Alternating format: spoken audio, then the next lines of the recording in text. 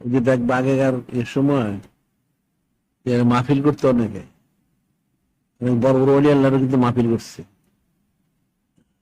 তখন মাহফিল করে ফাল্গুন মাসে, তো অগ্রহায়ণ মাসে।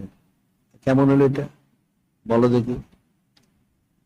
ফাল্গুন মাসে মাহফিল করে অগ্রহায়ণ মাসে, এটা তো এলাই আকবরের এলাইশন কুফরি সন, এটা তো এটাতে করে কেন? হ্যাঁ, খালি জুমায় জুমায় মাথা নাড়াও মতো বুঝবা? হ্যাঁ, অগ্রহায়ণ মাসে আর ফাল্গুন মাসে তখন বৃষ্টি হয় না, মাহফিল করতে সুবিধা। তো কেমন হইলো এটা? বুঝতে পারছো আমার কথাটা তোমরা? অনুসরণ কাকে করা হইলো? ওই যে আকবরের অনুসরণ করা হইলো, এটা তো আসলে এলাহি সন ছিল।